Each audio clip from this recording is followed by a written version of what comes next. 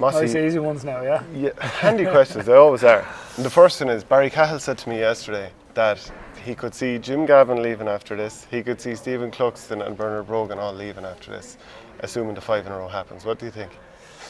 Unless Barry has inside info, I don't know. Look, to be honest with you, I think, look, there's a natural cycle, there's a natural progression with some guys, and I think a lot of it depends on where guys are at their personal stuff. I think Bernard is probably well documented, even to come back from his cruciate at the stage of his career he has been huge, and he's really doing everything he can to get into a 26, you know. So I think from he's probably one of the obvious ones that you would say this might feel like a natural end point. It's probably something he'll look at in the coming months. But Jim and Stephen, for me, I don't see. I understand the kind of talk that if they do get over the line, why it could be a possibility. But from a playing point of view, Stephen's playing at such a level. There's nothing in his performances that would make you look and say, well, he's starting to fade a little bit, or he's creaking a little bit. Like, his level of performance this year has been as good as it has been. You know, his shot stopping has been excellent. His kick-outs are as good as they have been, and to maintain the standard that he has. So it certainly won't be a decision from a performance point of view. It'll come down to him, whether it's a same as he's had every year for the last 10 years. It's whether he decides he wants to put himself through it from a mental, from an application point of view, and ultimately whether his body's in a position to hold up, and he's the only one who'd know that. And similarly for Jim's obviously commitment is his time and the hours and the effort he puts into it. So whether they see it as an end point, I suppose that's only something they have to get over the line first, and then they have to get through the next couple of months. But I wouldn't be so sure. I think there's often times when teams play, like I remember being the Sunday night after the All-Ireland last year, and they'd obviously completed their 4th, and I remember someone saying to me, 5 of these guys are going to retire, and I was looking at it going, maybe in that moment guys felt like that. And if you make an emotive decision or an instinctive decision in the hours after, sometimes you can think, I'm definitely not going back. But you know, October, November, December, and things start looking, and you start looking ahead. So that's why I'd never be so sure. There is a couple of guys that will finish up. I think that's fairly sure. Yours wasn't an emotive decision, was it? Was it the end of 2011 after you won the All-Ireland? 2012. No, I came back for 2012, and I debated at the end of 2011. Yeah. And you were what, 31? I was 31 when I finished up. Yeah. And to be honest, I hadn't played as much as I liked. And then to me, I when I'd gone back at my club, I'd underperformed for probably the club championship in 2009, 2010. And I've been with Dublin kind of 10 seasons at that stage, and Jim was coming. I had kind of my mind made up at the middle of 2012 anyway. I was fairly sure. Now I didn't know whether Pat was going to stay on or whether Pat was going to go, but as it turned out, Pat was finishing up, and it kind of just felt like the right time and the natural time, and Jim was coming in, and there was a wave of younger guys starting. Like, that was my last year was Jack McCaffrey, Kieran Kilkenny's first year, so you could see these kind of guys. Like, I remember being on the pitch celebrating the All-Ireland in 2011, and the minor team had been beaten by Tipperary that day, but they were on the pitch, and they were kind of part of the celebrations a little bit, and I wouldn't have known too many of them, but I remember looking around and like even thinking to myself, you know, hopefully these guys get to experience this, and I was conscious that there was guys coming, and I had an ambition to go back and try and make sure I played at a high level for a couple of years at my club. I felt I owed that, and I didn't know if I'd be able to do that, trying to maintain inter-county levels. Did you miss it at any point? There's definitely times, like, to be honest, there's still times I'll sit there in the stand on Sunday at 3:30 and think, geez, I'd love to be out there. Like, as in, I think I'll think that when I'm 50, you know. Like, I think it's like you miss that bit. Anyone who tells you they don't miss looking at the game and thinking you'd love to be out there, but I don't miss anything else that goes with it. And I know, like, and sometimes playing the game isn't the hard bit. It's everything else that goes with it, and the preparation and the time and the effort. And I don't miss that, and I know I've enough. I suppose I'm enough of a realist to know to be out there to perform at the level the guys are going to try and get to this weekend, everything that goes into it, and that's not something that I ever kind of look back and say, oh, I should have stayed, or I should have, you know, I made the wrong call. So if you jump back 10 years ago, before the team had the breakthrough All-Ireland win, and you would have been more around your peak age, do you ever think, how would I have gone in this team, or even which iteration of this team, the patient team for the past couple of years that works the ball up slowly and I don't know, from the outside looking in, just feels to strangle teams, or the one that was just going balls to the wall, all out attack? Yeah, I have to say, like, I know you said, did I miss it? Certainly, I remember sitting in the stand, 2013, I was back as a fan for the first time in the semi-final against Kerry, which was an unbelievable game of football. And I remember sitting there going, I'd love to be part of it, purely because the style of play. And Jim's first 2 years, when it was so all-out attack as an inside forward, and we were very structured under Pat when Pat was the manager in kind of 2010, 2011, and it was very much, we had a couple of guys where it was Bernard or Alan or Dermot, like, we didn't, but it was very, again, the back six held the back six, the wing forwards worked back, so we didn't take as many risks, or we didn't go as all-out as that was. So when you were sitting in the stand watching it, there was definitely times times where, as an inside forward, like I'd love to get a shot at Yeah. that. Like you'd love to see Jack McCaffrey coming at pace, and James McCarthy coming at pace and making a defender make a call. And if you're getting on the end of them moves, life is good, So I definitely would have. There would have been a couple of years, and certainly those years in particular, you would have loved to have seen. You would have loved to have had a shot at trying to see, well, could you get on the moves? Could you finish them? But they have got a lot more patient in recent years, a lot more controlled, and they're probably more secure in themselves in the sense that they can kind of beat teams in different ways, and they're probably willing to nearly let teams see what team brings and then work it out on the pitch. And, I would say it's harder to be an inside forward in that situation because the other team has definitely gotten back by the time Dublin have worked the ball slowly up the field and swing it around. Yeah, I think so, and I actually think there's an opportunity for Dublin to be a little bit more direct, and it's one of the things they started doing it against Roscommon in the Super 8s game. They were definitely more direct, and when you've guys like Con O'Callaghan, Paul Mannion, Dean Rock, really good ball winners playing inside, like I'd be sitting in the stands some days going, let it in, like he's in one-on-one, and it doesn't have to be the perfect ball. Sometimes you can get into the habit of waiting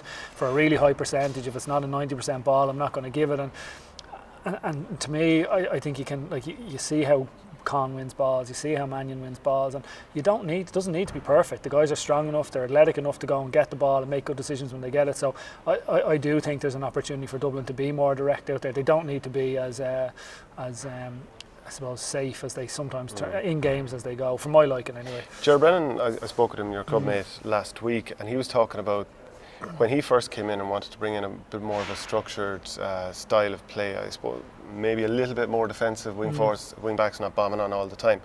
He was saying that Pat was met with a bit of resistance at first, and then once that game happened against Kerry in 2009, lost by 17 points, that players kind of just said, okay, yeah, we have to listen to him at this stage. Do you remember that transition? Yeah, for discussion? me it was probably more the Meath game in 2010. I think there was an element after the Kerry game in 2009. Definitely we were more defensive in the league in 2010, but we kind of reverted then to the Meath game. It was back. That's to when they scored 5-9. Yeah, exactly. Yeah. We kind of reverted back to, well, we'll go out and play. Yeah. And that game was for me the one where everyone had the realisation where we'd obviously got the trimming from Kerry in 2009, Tyrone in 2008. Something had to change. So you couldn't be too against it because there's no point in repeating the same things if we were going to get the same results. So I think for me it was more the Meath game in 2010 was where Pat, Mickey, the management team ultimately said, okay, well, whatever happens to us in the future, we're not going to leave ourselves exposed. And that was where they stuck to it.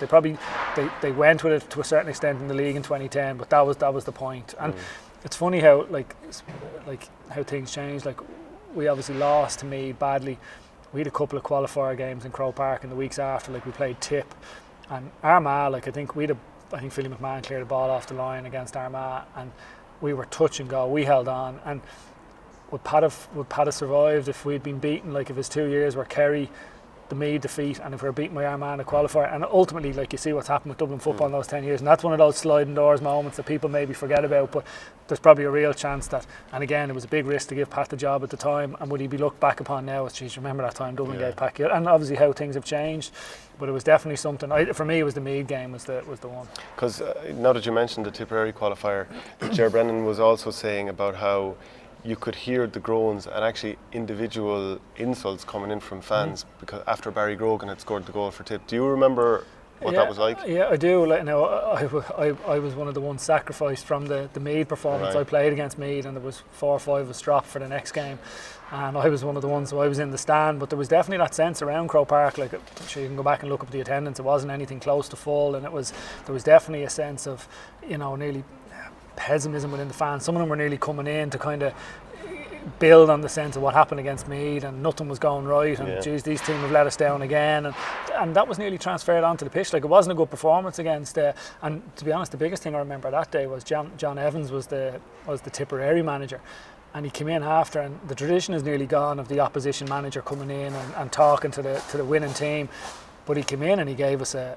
rousing, it was nearly a speech to kind of get you going before a game, and you nearly felt like going out and playing another game. But he effectively told us, like, you're totally underperforming, you're leaving everything, and it was unusual for an opposition manager to come in and do that. But it was I think that was kind of highlighted where we were at the time, that he nearly felt the need to come in and go, lads, you need to shake yourselves here, where you're going, the direction you're going. And ultimately we did. It took us, we slowly kind of trudged along through the qualifiers and ultimately ran Cork very close that year, and that was a huge turning point for the squad as a whole in terms of where Dublin are now.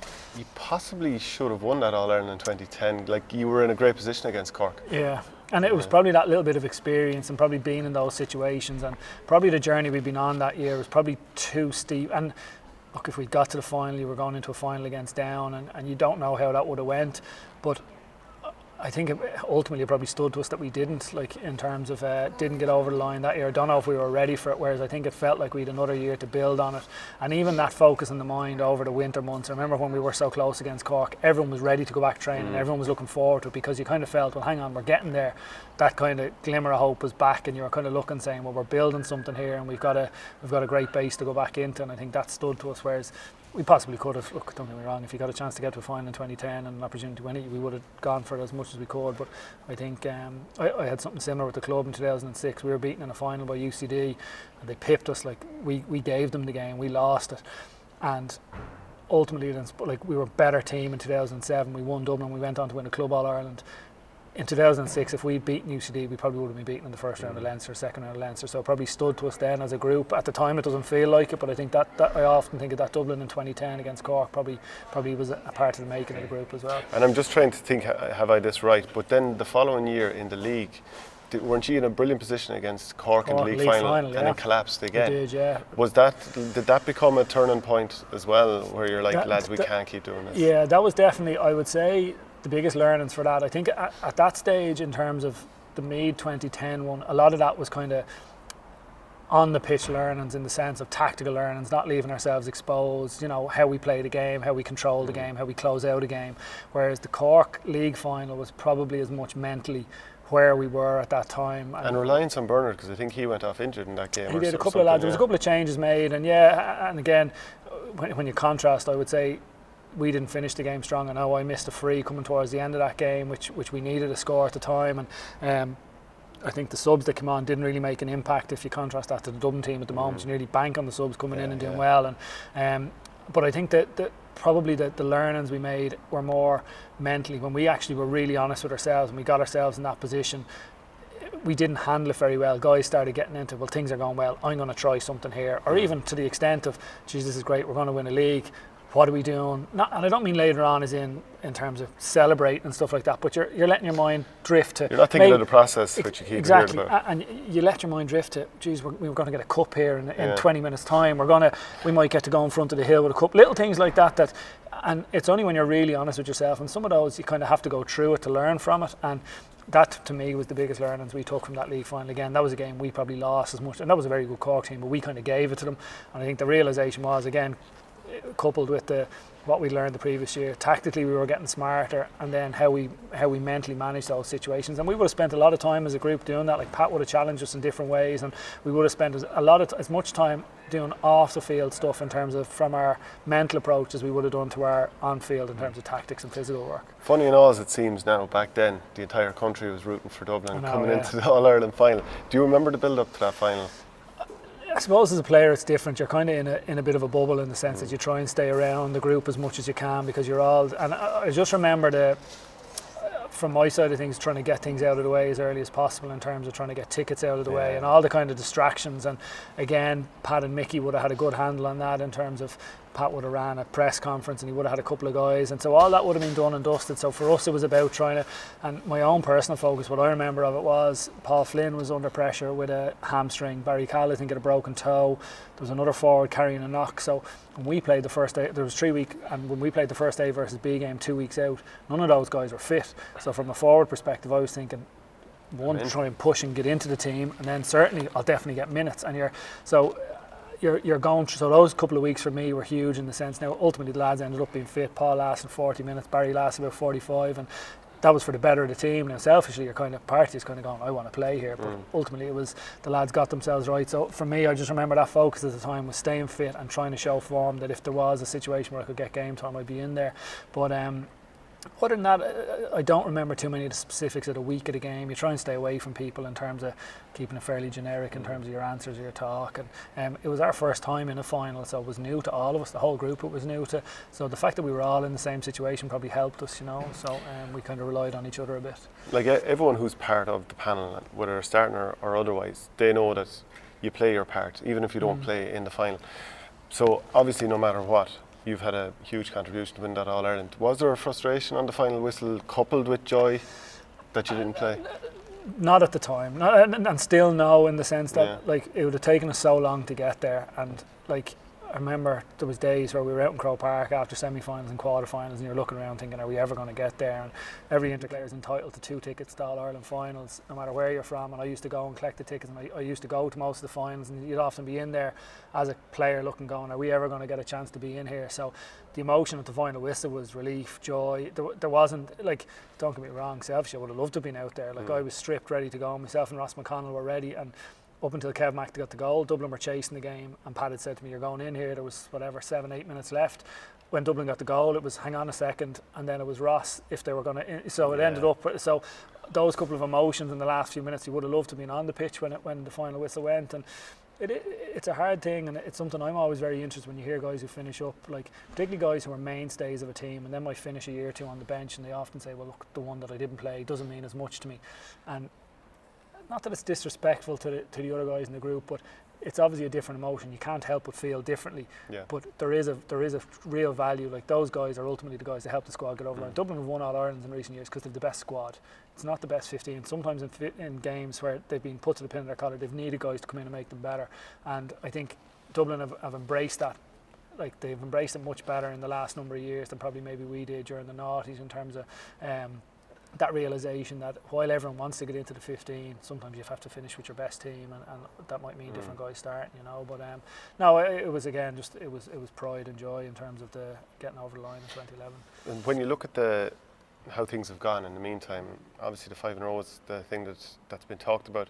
Is there more pressure on Kerry team that are walking around this past few weeks being told you can't get beaten for this 5 in a row, or the Dublin players thinking we need to complete this chance at history, because I'll probably be, a lot of them wouldn't be around long enough after this to ever try it again?